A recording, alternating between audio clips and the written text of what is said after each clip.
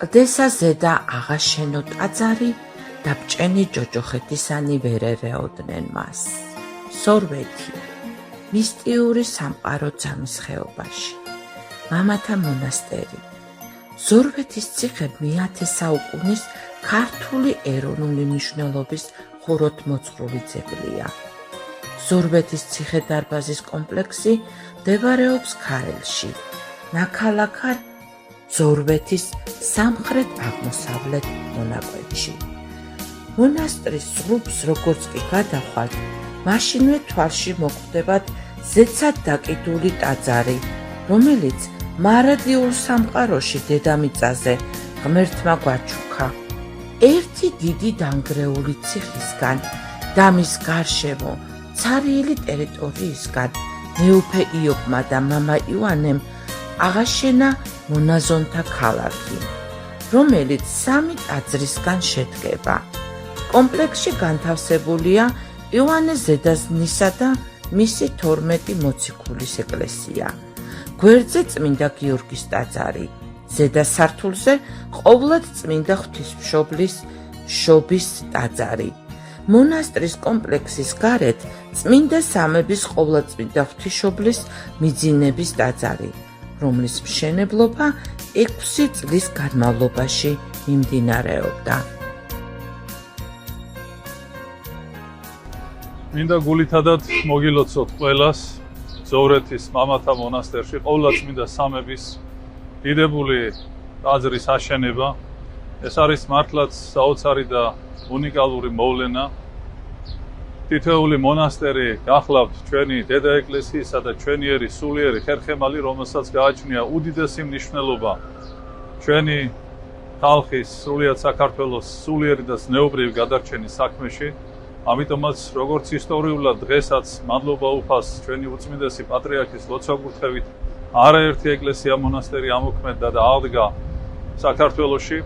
მართლაც ზოვრეთის ციხე არის ერთ-ერთი გამორჩეული მრავალსაუკუნოვანი და ათასლოვანი ჩვენი ისტორიული მემკვიდრეობა, სადაც მისი ყოვლადუსამღვდელოესობის მიტროპოლიტ იობის ლოცვა-კურთხევით აღდგა სულიერი ცხოვრება, მამათა მონასტერი. მე მახსენდება დაახლოებით 20 წლის წინ ერთად მივედით ის დღე, როდესაც ციხე იყო დანგრეული, იქ საუკუნოვანი წვეტის შემდეგ ფაქტიურად სიცოცხლე აღარ იყო და მეუფე იობმა ფაქტიურად, რომელმაც ააღორძინა ძამის ხეობა, როგორც ეკლესია მონასტერთა ერთგვარი შესაკრებელი, მისი ლოცვა-კურთხევით იქნა იქ დაფუძნებული მამათა მონასტერი, სქემონაზონ იოანეს წინამძღვრობით და ბერმონაზონთა ლოცვით მართლაც ამ 20 წლის თავზე მივიღეთ უნიკალური შედეგი.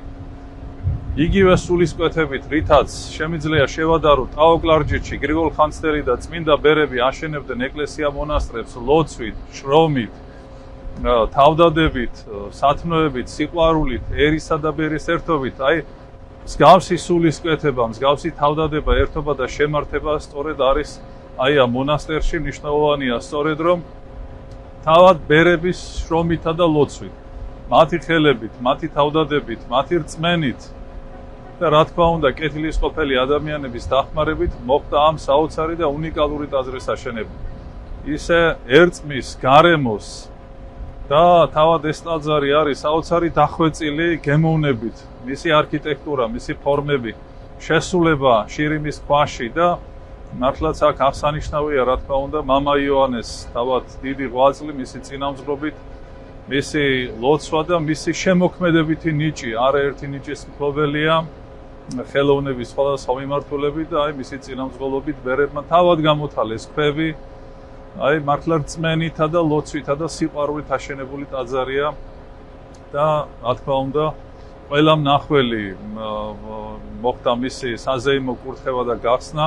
ამ დღეს არის აღტაცებული, აღთოვანებული, ეს გაიგო სრულიად საქართველოს ბუნებრივია და მეც ვერთები ამ დიდ სიხარულს და არ შემიძლია არ გამოვხატო ნამდვილად ჩემი დიდი კმაყოფილება და ბედნიერება, რა თქმა უნდა, ყველა ტაძარი კურთხეული და წმინდა და დალოცვილია, მაგრამ რაღაცნაირად კიდევ გამორჩეულია თავისი სილამაზით, თავისი სიმშვენიერი, თავისი ორიგინალობით, ნამდვილად მისი შემკობილობა აი ამ სისადავეში არის უდიდესი სიღრმე, უდიდესი სულიერი მადმოსილება ჩადებული, აი თითოეული დეტალი აქ ასახავს იმ რაღაცა ზეციური მსახურების მიწიერი ასახვა არის. დავა ტრაპეზი მსხვერპლშესაწირი არის, აი უნიკალური ძვირფასი ქვებით შემკობილი, რომლის მსგავსიც ფაქტიურად შეიძლება ითქვას, რომ არ არსებობს, აი მრავალათასლოვანი ტრაპეზის თავი, ეს არის უძველესი ხე გაქვავებული, აი რომელიც მამებმა მოიპოვეს და რაღაცნაირად აი ამ ტაძრისთვის ინება ღმერთმა. ერთი ბედნიერება არის აქ მსახურება, თავად ეს არის უკვე სამონასტრო კომპლექსი, შეიძლება ასე ითქვას, თვით ციხის შიგნით მოეწყო არაერთი ეკლესია აღდგა, იქ უამრავი მიწა იყო, მაქვს ეს საკუთარი თვალით ნანახი, იქ ჩაღრილი საუკუნეთა განმავლობაში და ბერებმა აი კეთილმორწმუნე ადამიანების ახალგაზრდობის დახმარებით მთლიანად გაწმინდეს, აღადგინეს კედლები და უკვე ბერთა საცხოვრებელი სენაკებია იქ მოწყობილი, ლეშინაკვეთი უნიკალური სატრაპეზო სახელოსნოები და ერთ სიტყვით აი დღევანდელობისთვის ეს დიდი საჩუქარია ღვთისგან უპირველეს ყოვლისა, ღვთის დიდი წყალობა, მეუფეიობის კიდევ ერთხელ ხაზს გავუსვამ დიდი ლოცვა კურთხევითა და დიდი მოღვაწეობით და აი ამ საძმოს მამა იოანეს წინამძღოლობით საძმოს დიდი შრომის და ლოცვის შედეგია და ასე უამრავი კეთილისყოფელი ადამიანი იქნა იქ ლოცვებში მოხსენიებული და დალოცვილი, რომელთაც მონაწილეობა მიიღეს აი ამ ისტორიულ დიდ სამღვთო და ეროვნულ საქმეში, ასე რომ კიდევ ერთხელ მე მინდა მოგილოცოთ ყველას ეს დიდებული დღე, ღმერთმა დალოცოს მძოვრეთის მამათა მონასტერი მთლიანად, ძამის ხეობა და ჩვენი ქვეყანა, ყველა ეკლესია მონასტერი აღდგენილი იყო საქართველოში. ღმერთმა დაგლოცოთ, გაგახაროთ და მშვიდობა და სიხარული და ყოვლადწმინდა სამების მადლი შეგეცით. მამა ივანე ხვედელიძემ სამხატვრო აკადემიიდან სასულიერო პირამდე საკმაოდ რთული, მაგრამ ყოვლის მთქმელი გზა განვლო. ცხოვრება ღმერთს დაუკავშირა და არჩევანიც გააკეთა. მამა ივანეს სამონასტრო გზაც სწორედ აქედან იწყება.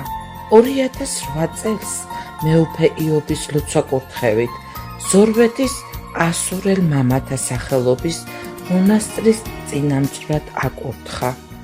მეუფეს ჯეროდა, რომ სქიმონაზონი ივანე სწორედ ის ადამიანი იყო, ვინც წინაპართა ნანგრევებზე დარჩენილ მონასტერს აღაშენებდა.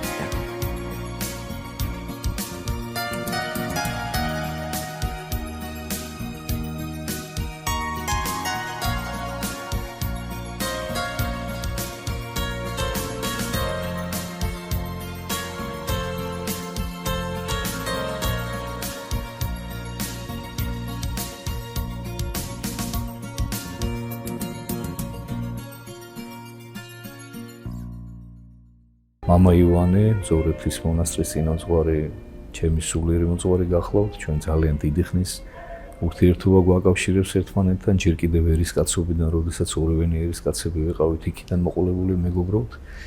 და მოგვიანებით, როდესაც მამა ივანე ბერი გახდა, ის ავტომატურად ჩვენი სამეგობროს მოძღვარი გახდა, იმიტომ რომ მანამდეც ერისკაცობაშიც ფაქტიურად იგივე როლი ჰქონდა ჩვენთან, ისეთივე სულიერი ძლიერი ავტორიტეტი იყო ის ჩვენთვის. ამიტომ მე კარგად მახსოვს ზოგადად არათუ მხოლოდ მაგ ტაძრის აშენების პროცესი დასაწყისიდან, არამედ ზოგადად მთელი მონასტრის აღორძინების პროცესი, როდესაც მამა ივანე თავის ორ მეგობართან ერთად, რომლებიც მეუფე იობის კურთხევით წავიდნენ, მაგ ადგილზე მზორეთში მივიდნენ, ეს იყო ერთი დიდი ჩამონგრეული ციხე. მრავალი საუკუნის განმავლობაში უკვე, თუმცა თავის დროზე ძალიან სტრატეგიული მნიშვნელობის გახლდათ ეს ციხე, მზორეთის ციხე. ძალიან ისტორიულია, რომელიც თემურ ლენგს აქვს მხოლოდ ორჯერ დალაშქრული, ისიც ლუდსატყორცნების, რომლებიც მიმდებარე მთებზე დააყენა და იქიდან აიღო, თორე ამ ციხეში მეფეები იმყოფებდნენ ხოლმე და თავსაფარებდნენ ხოლმე ომიანობის ჟამს, ისეთივე მიუდგომელი და აუღებელი ციხე გახლდათ მზორეთის ციხე, როგორც იყო ხერთვისი, ბირთვისი და ასე შემდეგ, აი ჩვენი ძალიან ცნობილი ციხესიმაგრეები. ეს ციხესიმაგრე გახდათ უკვე დანგრეული, ჩამოშლილი ეს კედლები თავიდან ბოლომდე, ამოვსებული მიწით, ამოსული უზარმაზარი ხეები და მორიელების და გველების და ხოჭოების გარდა იქ არავინ არ ცხოვრობდა. არანაირი წყალი, არანაირი გზა მისადგომი აბსოლუტურად არანაირი თანამედროვე კომუნიკაციები, რაც დღეს არის თქვათ იქ ელექტროენერგია იქნება თუ გაზი თუ ასე შენ არაფერი აბსოლუტურად არ არსებობდა. იყო ერთი ჩამონგრეული ციხე და უზარმაზარი ტერიტორია. ალბათ მიაქციეთ ყურადღება, იქ გვერდზე რო გოდოლია, აი რო ადიხართ მონასტერში მარჯვენა მხარეს არის რაღაცა ძველი ჩამონგრეული გოდოლი. აი ეგ კიდევ კარგად არის შენარჩუნებული იმასთან შედარებით. აი ყველაზე უკეთ შენარჩუნებული ფრაგმენტი გახლდათ მაგ მონასტრისა და აი მაგაზე ორჯერ სამჯერ უარესდღუმარებაში ხო მთელი ციხე.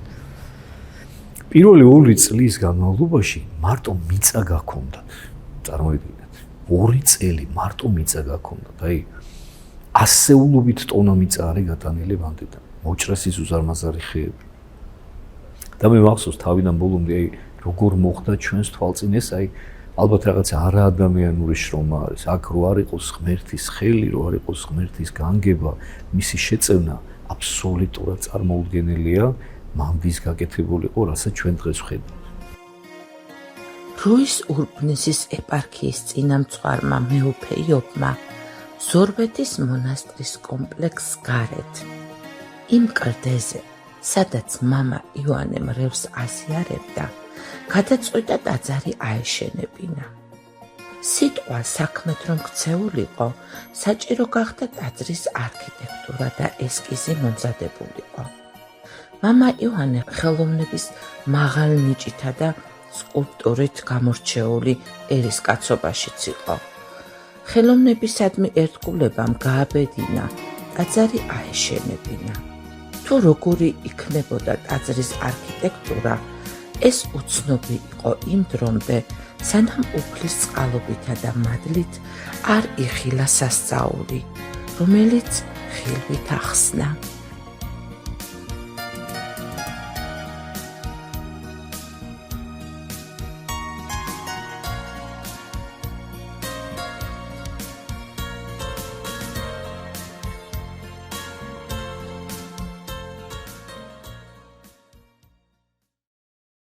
წემსი რომ ხარ, სამწოსათვის მაგალითი უნდა იყო. თავმდაბლობის, სიყვარულის, მოთმინების, უგრძელების.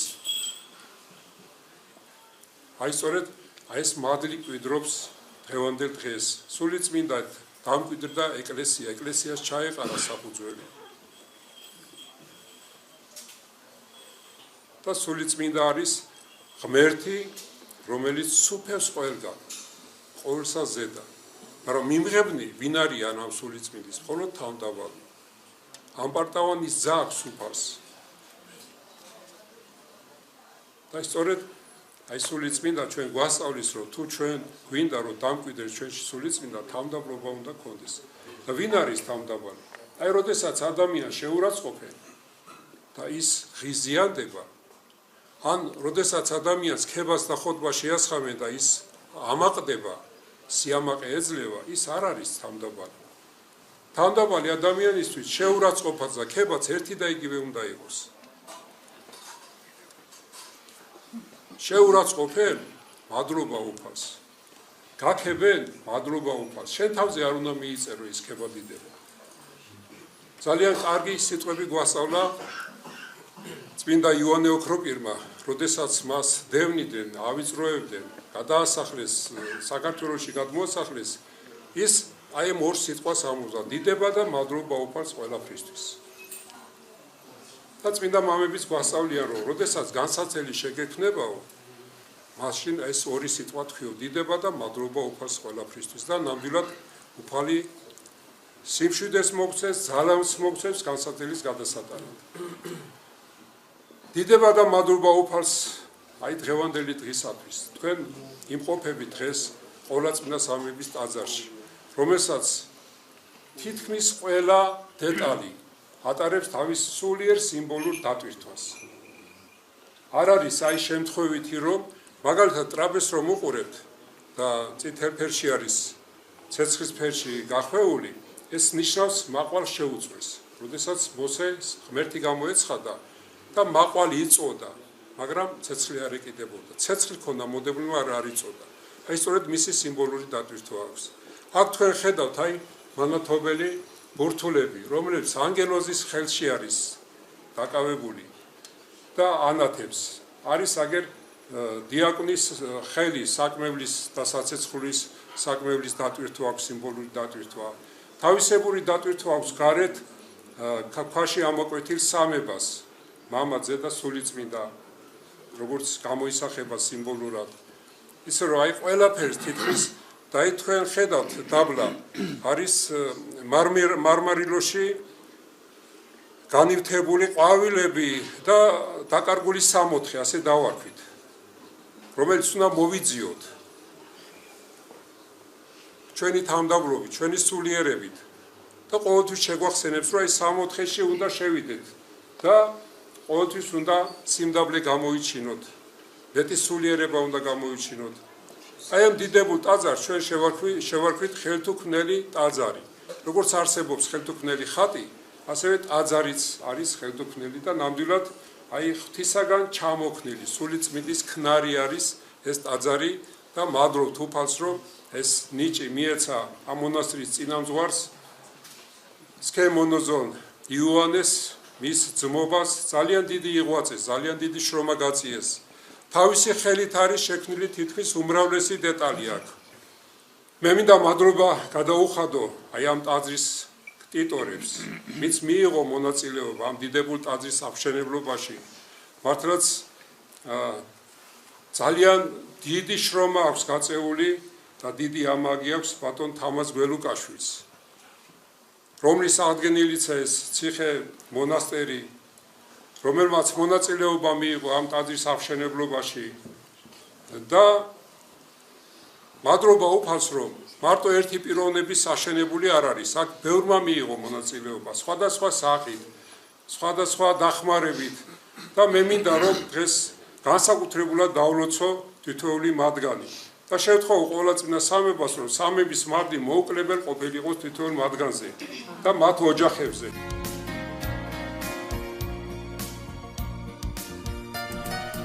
კონტესტაზე და აღვაშენონ ტაძარი და ჭენჯოჯიხეთისანი ვერ ერეოდენ მასო. სწორედ როგორც აქვს უფალს ნათქვამი, ესეთი ადგილზეა ეს ტაძარი დაშენებული, სამების ტაძარი კაპიკალთეზე გვაქვს დაშენებული. რა თქმა უნდა და ამ ყველაფერში გვერდში გვიდგა ბატონი თამაზ გველუკაშვილი, რომელიც თავისი აკეთილინებით, თავისი კეთილის სურვილით აი ამ ღვთის მოშიშებით ემით უკვე გვეხმარება და ეხმარება მონასტერს, ეხმარება ტაძარს. რა თქმა უნდა ამ ყველაფერში ძალიან დიდ მადლობას და იმას გადავუხდით მაგას და რომელიც ყოველივეს შეუწირავს და ყოველივეს რა თქმა უნდა ცხოვრებაში გადაუხდის. როგორც ზემოთ მოგახსენეთ, ტაძრის მშენებლობა 6 წელი მიმდინარეობდა. ყველა პრობლემას თითქოს უფალი აგვარებდა. მიწიურ ცხოვრებას მამა ივანე უძღვებოდა. ტაძარი წინაპართა მიერ გადმოცემული ძველი მეთოდით აშენდა. სახურავი ლორფინებით გადაიხურა. ბუნებრივი ქვებითა და უძვირფასესი თვლებით მოიჭედა.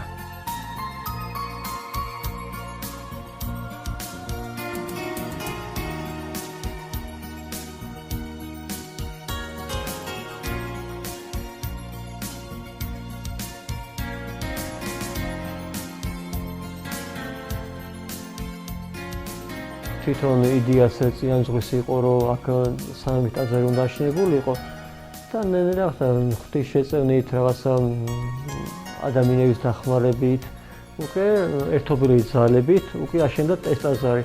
ამის ქვემოთ არის კიდე ერთი ტაძარი გაკეთებული, ქვემოთ იქნება საძვალე, იქნება ბოლოჟამის სახელობის ტაძარი, ანუ საშინელი სამშობლო ხსენების ტაძარი.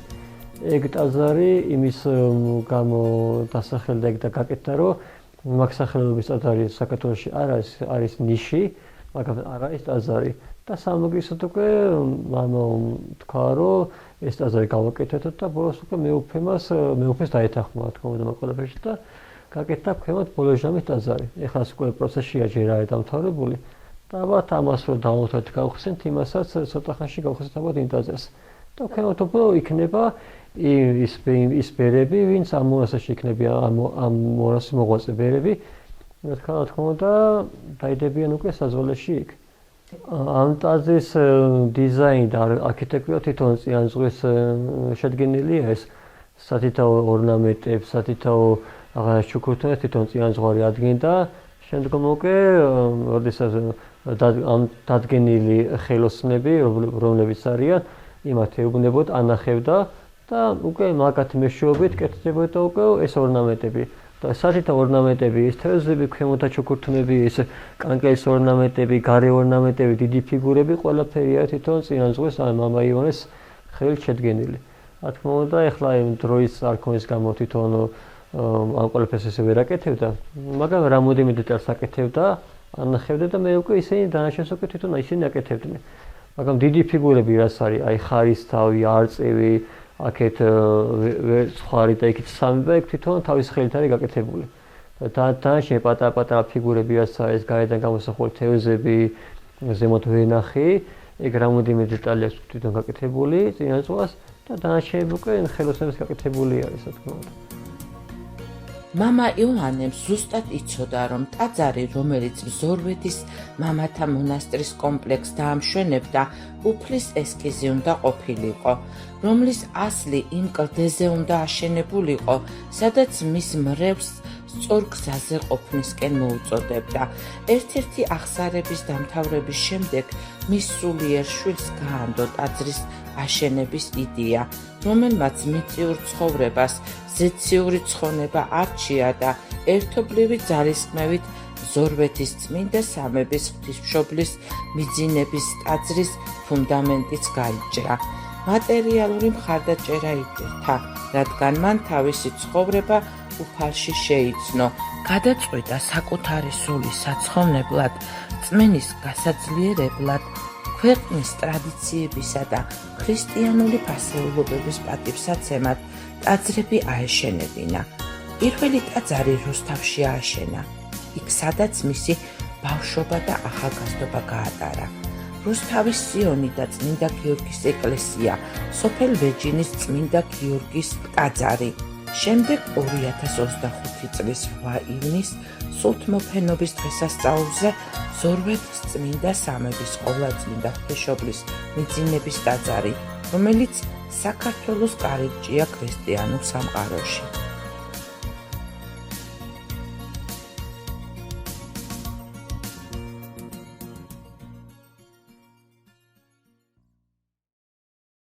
მადლობა ღმერთს ყველაფერსათვის. საოცარი ტაძარი გაიხსნა, ალბათ ეს არის ჩვენი ერის და ჩვენი ქვეყნის რაღაცა სახე.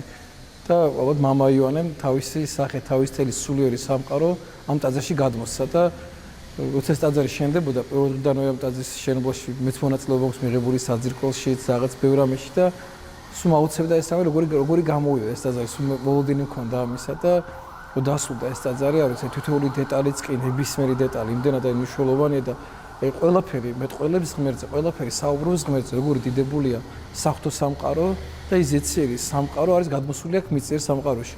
მე მსგავსი ტაძარი თითქმის არ მინახავს ესე დეტალურად ესე ყველაფერი ესე იყოს თვითონ ჩემთვის ყველაზე მნიშვნელოვანი ამ ტაძრის რაღაც თვითონ ტრაპეზი არის, ანუ საკურთხეველში ტრაპეზი, სადაც ხვენი შეეწირება, ვიცი ეს ტრაპეზის ქვა, რომელიც არის 1000 წლეულების და თელი კაცობრიობის ისტორიას ყვება თვითონ ეს ტრაპეზი, რაც დადგმულად მსგავსი ტრაპეზი დედამიწაზე არსად არ მინახავს, სადმე არის მსგავსი რამე და მინდა რომ პირველ რიგში ჩვენ შემოქმედს ღმერთს მინდა მადლობა გადაუხადო, რომ ესეთ ნიშს აძლევს ადამიანებს, რომლებიც ვერ ეს საოცარ ამბებს ხრიან და სული წმინდის მადლით ზორვეთის წინამძღვარს მამა იოანეს და მის საძმოს თლიანად ყველას მინდა მადლობა გადაუხადო, რომ ესეთ საოცარ ამბებს შექმნეს და ეს ყველაფერი მეუფეს ლოცვა-კურთხევით იყო, მეუფეს ლოცვა-კურთხევის გარეშე ეპარქიაში არაფერი არ სრულდება და მეუფემ გასცა ლოცვა-კურთხევა და ესე მინდა რომ ჩვენს უწმინდეს პატრიარქს გადაუხადო მადლობა, რომ რო არა ჩვენი უწმინდეს პატრიარქი ალბათ ეს ყველაფერი რაც დაიწყო ამ პატრიარქის პერიოდში შენებლობა ტაძრებისა, მსგავსი რამე საქართველოში ალბათ არ იქნებოდა და მადლობა მას ამ დიდი ღვაწლისთვის. თვითონ თქვენ ყველა ადამიანს, ვინც მონაწილეობა მიიღო ამ ტაძრის მშენებლობაში, ამ ხშენებლებს, თვითონ ვინც აი ერთი პატარა აგურის დადო, ერთი რაღაცა პატარა ნაწილიც რო შეიტანა ამ მშენებლობაში, ყველას მადლობა გადაუხადო, რომ ყველა სახელები ზეცაშია ჩაწერილი და მართლა დაგლოცოთ, გაგეხაროთ ღვთის კურთხევა, წყალობა და სიკეთე მალე მართლა არ მოგაკლოთ, ამინ.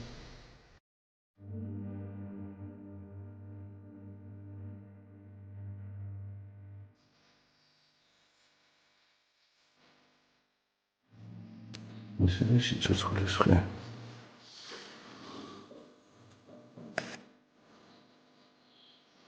ზემოთ ამბიონთან ზეცა. აქ მამარობით სამყარო ადამის მარჯვენა მხარეს ლომი კრავი აზის ზურგზე ირმები სამოთხის შიტები ზე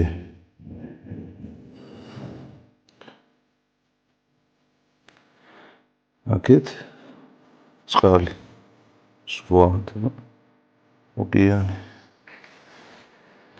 ვეშაპი თევზები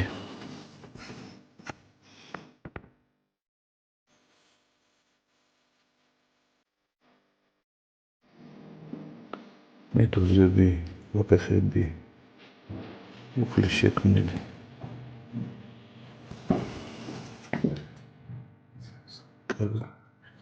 კარებებზე ქერუბიმები ჩამოსაკიდი თევზები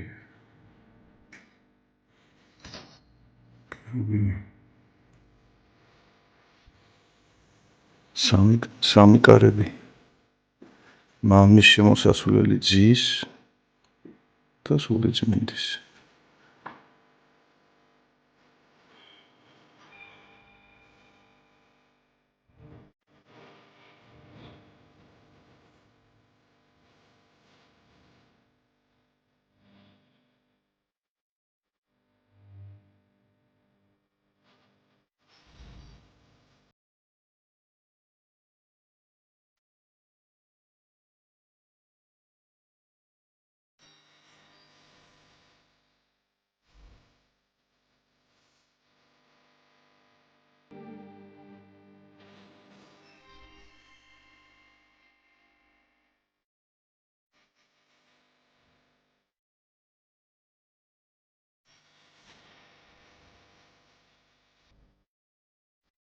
ხერპლად შეწირული უფლის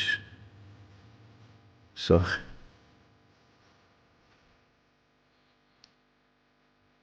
ლაბრადორები წითელი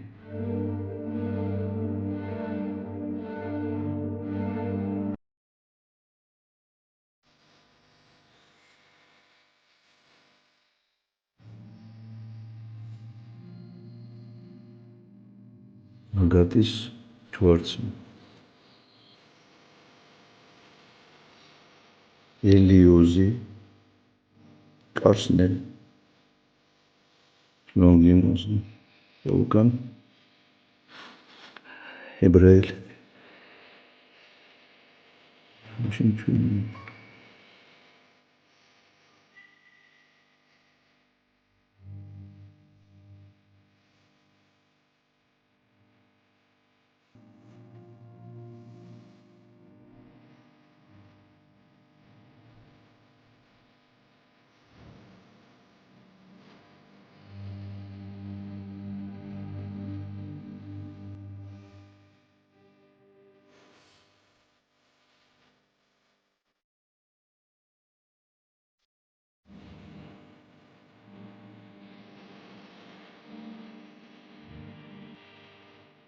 ეს არის გაქვეყნებული ხე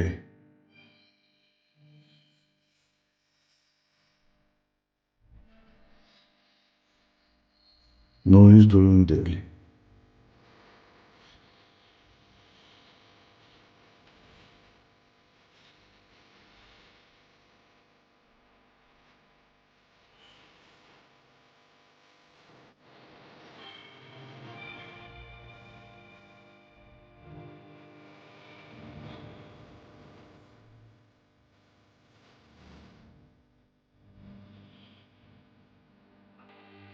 ეს არის კვარცები უწვეთებზე ძლივს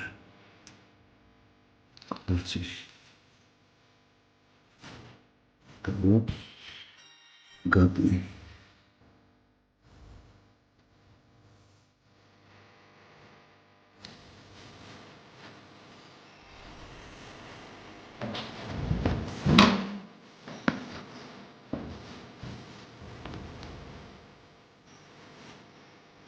ამეთვისто 12 სკვაცი 12-იანი მეცის თუ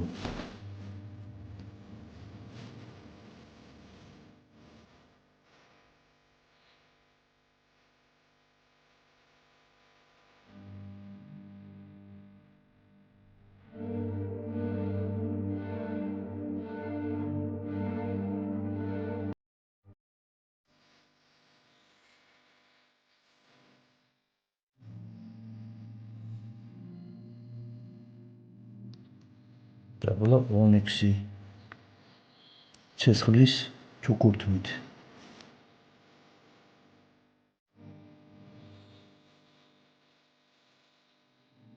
და 12 მარგალიტი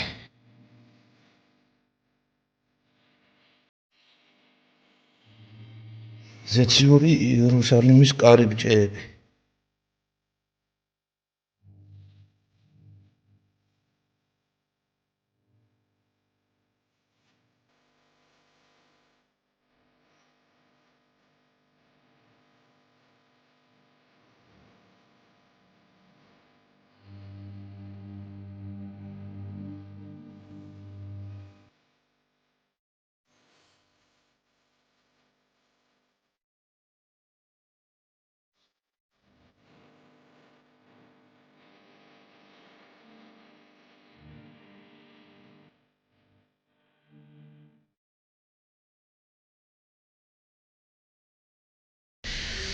როაივნის ამჯერად ესე დაემთხვა გაიხსნა ზუგრეთის მონასტრის ტერიტორიაზე ყოვლადწმინდა სამების სახელობის ტაძარი. ეს ტაძარი არის უაღრესად მნიშვნელოვანი, ჯერ მინდა რომ შევეხო მის ვიზუალურ მხარეს და მის გარეგნულ სილამაზეს, იმიტომ რომ მე ვთვლი რომ ეს არის მართლაც უნიკალური ტაძარი, ეს არ არის მხოლოდ ჩემი აზრი, ამას იზიარებს ძალიან ბევრი ფაქტიურად ყველა ვინც კი ნახულობს მას, იმიტომ რომ ეს ტაძარი გახლავთ იმ ძველი სტილით, იმ სულისკვეთებით, იმ ტექნოლოგიით აშენებული, როგორც შენდებოდა ჩვენი სასიქადულო ტაძრები, ეს იქნებოდა სვეტიცხოველი, ნიკორწმინდა ჯვარი თუ ასე შემდეგ ის უამრავი ძეგლი კულტურისა და ტაძარი ღვთისა, რომელიც აშენებული არის ჩვენს ქვეყანაში, აი სწორედ ესეთი ტაძარი აშენდა. მე ეს ძალიან კარგად ვიცი, იმიტომ რომ ნოლიდან დაწყებული ჩემს თვალწინ მოხდა ეს ყველაფერი. მამა ივანე, ზუგრეთის მონასტრის წინამძღვარი, ჩემი სულიერი მოძღვარი გახლავთ, ჩვენ ძალიან დიდი ხნის ურთიერთობა გვაკავშირებს ერთმანეთთან, ჯერ კიდევ ერისკაცობიდან, როდესაც ორივენი ერისკაცები ვიყავით, იქიდან მოყოლებული მეგობრობთ. და მოგვიანებით, როდესაც მამა ივანე ბერი გახდა, ის ავტომატურად ჩვენი სამეგობროს მოძღვარი გახდა, იმიტომ რომ მანამდეც ერისკაცობაშიც ფაქტიურად იგივე როლი ჰქონდა ჩვენთან, ისეთივე სულიერი ძლიერი ავტორიტეტი იყო ის ჩვენთვის. ამიტომ მე კარგად მახსოვს ზოგადად არათუ მხოლოდ მაგ ტაძრის აშენების პროცესი დასაწყისიდან, არამედ ზოგადად მთელი მონასტრის აღორძინების პროცესი, როდესაც მამა ივანე თავის ორ მეგობართან ერთად, რომლებიც მეუფეობის კურთხევით წავიდნენ მაგ ადგილზე მზორეთში მივიდნენ, ეს იყო ერთი დიდი ჩამონგრეული ციხე. მრავალი საუკუნის განმავლობაში უკვე, თუმცა თავის დროზე ძალიან სტრატეგიული მნიშვნელობის გახლდათ ეს ციხე, მზორეთის ციხე. ძალიან ისტორიულია, რომელიც თემურლენგს აქვს მხოლოდ ორჯერ დალაშქრული, ისიც ლუდსატყორცნების, რომლებიც მიმდებარე მთებზე დააყენა და იქიდან აიღო, თორე ამ ციხეში მეფეები იმყოფებდნენ ხოლმე და თავსაფარებდნენ ხოლმე ომიანობის ჟამს, ისეთივე მიუდგომელი და აუღებელი ციხე გახლდათ მზორეთის ციხე, როგორც იყო ხერთვისი, ბირთვისი და ასე შემდეგ, აი ჩვენი ძალიან ცნობილი ციხესიმაგრეები. ეს ციხესიმაგრე გახლდათ უკვე დანგრეული, ჩამოშლილი ეს კედლები თავიდან ბოლომდე, ამოვსებული მიწით, ამოსული უზარმაზარი ხეები და მორიელების და გველების და ხოჭოების გარდა იქ არავინ არ ცხოვრობდა. არანაირი წყალი, არანაირი გზა მისადგომი აბსოლუტურად, არანაირი თანამედროვე კომუნიკაციები, რაც დღეს არის თქვათ იქ ელექტროენერგია იქნება თუ იქ გაზი თუ ასე შენ არაფერი აბსოლუტურად არ არსებობდა. იყო ერთი ჩამონგრეული ციხე და უზარმაზარი ტერიტორია. ალბათ მიაქციეთ ყურადღება, იქ გვერდზე რო გოდოლია, აი რო ადიხართ მონასტერში მარჯვენა მხარეს არის რაღაცა ძველი ჩამონგრეული გოდოლი. აი ეგ კიდევ კარგად არის შენარჩუნებული იმასთან შედარებით. ეგ ყველაზე უკეთ შენარჩუნებული ფრაგმენტი გახლდათ მაგ მონასტრისა და აი მაგაზე ორჯერ სამჯერ უარესდღუმარებაში ხო მთელი ციხე. პირველი 2 წლის განმავლობაში მარტო მიწა გაქონდათ. წარმოიდგინეთ, 2 წელი მარტო მიწა გაქონდათ. აი ასეულობით ტონა მიწა არის გატანილი ვანდიდან. მოჭრეს ის უზარმაზარი ხეები. და მე მახსოვს თავიდან ბოლომდე აი როგორ მოხდა ჩვენს თვალწინ ეს აი ალბათ რაღაც არაადამიანური შრომა არის. აქ რო არ იყოს ღმერთის ხელი, რო არ იყოს ღმერთის განგება, მისი შეწევნა აბსოლუტურად წარმოუდგენელია. მამდის გაკეთებულიყო, რასაც ჩვენ დღეს ვხედავთ. თვითონ მონასტრის შიგნით გახლავთ 3 ტაძარი, 2 დაბლა სართულზე, ივანე ზედაზნელის და მისი 12 მოწაფის სახელობის, რომელიც მთავარი ტაძარი გახლავთ მონასტრისა, გვერდზე არის წმინდა გიორგის სახელობის პატარა ტაძარი და ზედა სართულზე არის ყოვლადწმინდა ღვთისმშობლის შობის ტაძარი. მაგრამ იქიდან გამომდინარე, რომ ეს ტაძრები მონასტრის შიდა მოხმარებისთვის არის გათვალისწინებული, საძმოსთვის თვითონ ბერმონაზნობისთვის, ხო? თავიდანვე გაჩნდა იმისი სურვილიც და აუცილებლობაც, რომ ყოფილიყო რაღაცა ტაძარი, რომელიც მონასტერთან ასოცირდებოდა, მაგრამ მონასტერში შიგნით არ იქნებოდა გალავნის შიგნით მოქცეული, რომელიც იქნებოდა უკვე მრევლისათვის მაქსიმალურად ხელმისაწვდომი. მაგალითად, მონასტრის შიგნით მდებარე ტაძრებში ქალბატონები ვერ ესწრებიან წირვას, მსახურებას, იმიტომ რომ ყოველთვის ღამისთევით არის მსახურება და ღამისთევაზე ქალები ვერ რჩებიან. მოკლედ, აი, სასურველი იყო მაქსიმალურად, რომ გაკეთებულიყო ტაძარი და მამა ივანეს უფლის განგებით და უფლის შთაგონებით გაუჩნდა ეს სურვილი, რომ იქ აი სწორედ ეს ბორცვი, რომელზეც ახლა ეს ახალი ტაძარია აშენებული, გახლდათ კლდე. აი ესეთი ჩვეულებრივი, ესეთი მთის ფორმის, ბორცვის ფორმის კლდე, თავიდან ბოლომდე კლდოვანი მასივია ეს. და უფლის შთაგონებით გაუჩნდა სურვილი, რომ სწორედ აი ამ კლდეზე აეშენებინა ტაძარი, ეს კლდე მოჭრეს, ჯერ თვითონ ამ კლდის მოჭრა ძალიან ესეთი საკმაოდ ხანგრძლივი და შრომატევადი სამუშაო გახლდათ, რომელშიც მონასტრის საძმოს გარდა კიდევ უამრავი ადამიანი იღებდა მონაწილეობას, რომლებიც ადიოდნენ და სურვილს გამოხატავდნენ, რომ დახმარებოდნენ მონასტერს და ღვთისწინაში რაღაც საქმე გაეკეთებინათ. მოხსნეს ის კლდე, ფაქტიურად ის კლდოვანი ბორცვი, რაც იყო, ხო, ნახევარზე მეტი მოჭრეს რა. და შეიძლება ითქვას, რომ ყველაზე მყარი ფუნდამენტი და საფუძველი აქვს, თუ კი რამე შეიძლება არსებობდეს, იმიტომ რომ პირდაპირ კლდეზეა დაშენებული. ორ ნაწილადაა დაშენდა, დაბლაც არის, არ ვიცი თქვენ თუ გქონდათ საშუალება და თუ მიხვედით, საძვალე რო არის გაკეთებული, იქაც პატარა ტაძარია. ის ჯერ ბოლომდე დასრულებული არ არის, მაგრამ უბრალოდ დასრულებულია, მაგრამ ნაკურთხი არ არის, ის დაბლით ამხარე, იკურთხა მხოლოდ ზედა ტაძარი. და შემდეგ უკვე აშენდა ის ზედა, რაც თქვენ ნახეთ, თავისი სამრეკლოთი არის აშენებული საოცრად, ეს არის უნიკალური შენობა, შირიმის ქვით არის აშენებული, რომელიც ძალიან ისე აქტიურად გამოიყენებოდა საეკლესიო მშენებლობაში, საუკუნეების განმავლობაში, ალავერდი მაგ ქვით გახლავთ ნაშენები და ავიც კიდევ ბევრი ტაძარი საქართველოში და ძალიან ლამაზია, იმიტომ რომ ესეთი მსუბუქი და მტკიცე ქვა არის რა ძალიან და ძალიან კარგია ეს. და ყველა დეტალი, რაც ექსტერიერში იქნება თუ ინტერიერში, რომელიც არის ჩართული შიგნით, ხო, აი რასაც მიდის მნახველი და ნახულობს, ხო, აბსოლუტურად ყველაფერი არის, ყველაფერში მამა ივანეს ხელი ურევია, აბსოლუტურად ყველაფერში. აი ერთი ნიუანსი არ არის იქ მამა ივანეს გარეშე.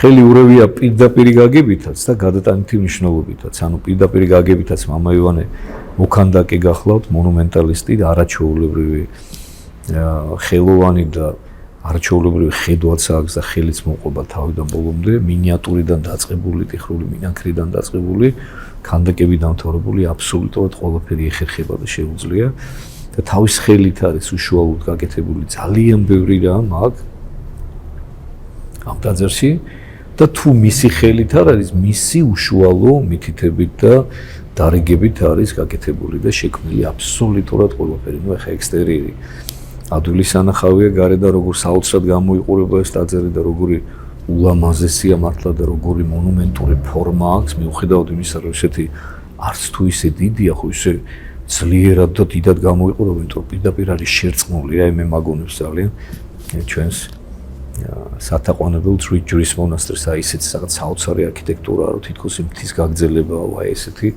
საოცარი გამოვიდა ეს ტაძარიც, ულამაზესი, გადახურული არის ქვით, როგორც ტრადიცია იყო ჩვენი ხუროთმოძღვრების საეკლესიო საუკუნეების განმავლობაში და შიგნითაც არის რაღაცა ულამაზესად გაკეთებული, თავიდან ბოლომდე თითოეული დეტალი, რაც ჩვენ შეგვიძლია რომ შიგნით ვნახოთ და ვიხილოთ, არის აბსოლუტურად მე ესე ვიტყოდი რა, აქ არ არის მხოლოდ მამა იოანეზე არ არის საუბარი, აი პირდაპირ შემიძლია თქვა, რომ აი უფლის უშუალო მითითებებით და კარნახით არის გაკეთებული, აი რაღაცნაირად ესეთ მაგალითს მოვიყვანდი მე, რომ აი როგორც სოლომონს უთხრა, ხო?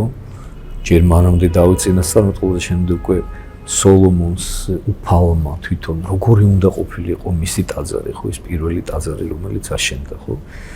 უფალმა უთხრა ფორმა, ზომები, როგორი უნდა ყოფილიყო საკურთხეველი, რამდენი ნაწილები უნდა ყოფილიყო ტაძარი, როგორი უნდა ყოფილიყო სამღვდელოების შესამოსელი, ყველაფერი, როგორი თვლები უნდა ქონოდათ, ანუ თავიდან ბოლომდე როგორი უნდა ყოფილიყო აღთქმის კიდობანი, რა მასალისგან უნდა ყოფილიყო, რომ ორი ქერუბიმი უნდა ყოფილიყო მასზე და მაგრამ ყველაფერი ღვთისაგან იყო ნათქვი. აი მე ესე ვიტყოდი რა, რომ აი ეს ტაძარიც სწორედ ასე აშენებული. აი უშუალოდ უფლის კარნახით და უშუალოდ უფლის ხელმძღვანელობით, რომელსაც ჩვენ პირდაპირ ესე გვამცნობდა მამა იოანე, რომელსაც აქვს ღმერთთან ესეთი ცოცხალი ურთიერთობა და ეს ჩვენი ბედნიერებაა, რომ დღეს 21 საუკუნეში გვაჩუქა ესეთი ადამიანი და მადლობა ღმერთს, რომ მის ნაირები უფლის მადლით არიან ჩვენს ქვეყანაში და ყოველთვის არსებობდნენ და ყოველთვის იარსებებენ, ვისაც ცოცხალი ურთიერთობა აქვთ ღმერთთან და ესმით ღმერთის ხმა. შესაბამისად გამოვიდა ულამაზესი და საოცარი ტაძარი და ნუ შიგნიდან როგორია და რანაირია და ჯერ მარტო ტრაპეზი, რომელიც საკურთხეველში დგას, ეს არის მარტო რაღაცა ხელოვნების ნიმუში და საოცარი რამ, რომელიც აი პირდაპირ ხილვის მიხედვით აქვს გაკეთებული მამა იოანეს, მამა იოანემ რაღაცა შეიქმნა ღირსებთ ისაგან, რომ ეს რაღაცა ზეციური მსახურება ეხილა რა, ზეციური ტაძარი ეხილა და როგორც თვითონ მითხრა, მე ვეცადეო, რომ ეხა იმის ესე გადმოტანაო წარმოუდგენელია, იმიტომ რომ ის არის ბევრად უკეთესი და ბევრად ლამაზია, რაც მე ვიხილეო, მაგრამ აი რამდენადაც შეიძლებოდა რომ ესე ხორციელად გამეცოცხლებინაო და გადმომეტანაო, ხო? აი ეს არისო რა. ხო და ეს არის მართლაც საოცარი ტაძარი, იმის გარდა რომ არის ულამაზესი, იმის გარდა რომ არის ძალიან შთამბეჭდავი თავისი გარეგნული ფორმითაც და შიგნიდანაც თავისი იატაკით, რომელზეც ამთხეა გამოსახული და აი რა ვიცი, რაღაც ასწაული, კიდე გეუბნებით, აი უამრავი შეიძლება ამ ტაძარზე უკვე საუბარი და რაც დრო გავა, უფრო და უფრო მეტი იქნება მერე სათქმელი. მით უმეტეს რომ კიდევ შეემატება რაღაცეები ტაძარს, მოზაიკებია კიდე დასასრულებელი, გასაკეთებელი. სულიერი მნიშვნელობა აქვს ამას კიდე უფრო მეტი და კიდე უფრო აღმატებული, იმიტომ რომ მე ვთვლი, რომ ეს ტაძარი თავის სიტყვის საქართველოს თანამედროვე ისტორიაში აუცილებლად თავისი სულიერი ღირებულებით და თავისი სულიერი მნიშვნელობით. და მე ესე მიმაჩნია, რომ გახდება ერთ-ერთი, ალბათ ერთადერთი არა, მაგრამ ერთ-ერთი რაღაცა უმნიშვნელოვანესი ფაქტორი საქართველოს გაერთიანებისა და სულიერი გაბწყინების. მე ესე ვთვლი და ამას დანარჩენს მე დრო გამოვაჩენს. მე ვფიქრობ, რომ ძალიან ბევრ სასულიერო პირს გაუჩნდება სურვილი, რომ ამ ტაძარში მსახურება აღასრულოს. მე თვითონაც ამ განწყობით ვარ და დიდი ხნით ადრე მაქვს ეს ყველაფერი ნათქვამი და რა ვიცი, უფლის შეწევნით ვაპირებ, რომ თვეში ერთხელ მსახურება აღასრულო ხოლმე, წირვა დავაყენო ხოლმე და ვიქნები ალბათ უბედნიერესი, როდესაც მომიწევს ამ მსახურება. მე მახსოვს ძალიან კარგად სამი მღვდელმთავრის, მეუფე იუბის, მეუფე ეფრემის და მეუფე სვიმეონის სახეები, მათი აღფრთოვანება, მათი, რა ვიცი, სულიერი სიხარული და ბედნიერება გუშინდელ წირვაზე ერთმანეთს უზიარებდნენ, სულ ესე აღფრთოვანებულები, აი ყოველ დეტალზე ერთმანეთს ესაუბრებოდნენ თუ რა როგორ არის გაკეთებული და როგორი მადლი ტრიალზე. ახსოვს ერთხელ მამა იონე მომიყვა რომ მშენებლობის პროცესში ჯერ კიდევ ეუფეიობი ყოფილა ამოსული რა და რომ შემოვიდაო და დადგაო რა და აი ჯერ დამთავრებული არ ისო და უკვე ისეთი მადლი იგრძნობაო რომ აქედან წასვლა აღარ მინდაო რა ესეც საოცარი სიტყვები უთქვამს რა მე ვფიქრობ რომ რაც დრო გავა უფრო და უფრო მეტი ადამიანი იგრძნობს და განიცდის ამას ხო მიცოდეთ რა რომ როდესაც საქართველოში მოილოცავთ სიწმინდეებს და ჩვენ უამრავი სიწმინდეები გვაქვს ჩვენ უფლის კვართის ქვეყანა ვართ და ილია წინასწარმეტყველის ხალინის ქვეყანა ვართ მცხეთას მეორე იერუსალიმი უწოდეს ერთ-ერთ საეკლესიო კრებას ჩვენ უამრავი წმინდა ადგილი გვაქვს რომელიც შეგვიძლია რომ მოვიგუცოთ და მადლი ვიგრძნოთ არანაკლები თუ უფრო მეტი არა ვიდრე ვთქვათ ვიგრძნობდით ნებისმიერი წმინდა ადგილის მოლოცვისას ასე რომ აი ეს უაღრესად მნიშვნელოვანი გახლავთ და მე ვთვლი რომ ზოვრეთის ყოვლადწმინდა სამების ახალაშენებული ტაძარიც ერთ-ერთი ესეთი გამორჩეული სიწმინდე გახდება ქართველი მოწინააღმდეგეებისათვის და ფიქრობ არა მხოლოდ ქართველი მოწინააღმდეგეებისათვის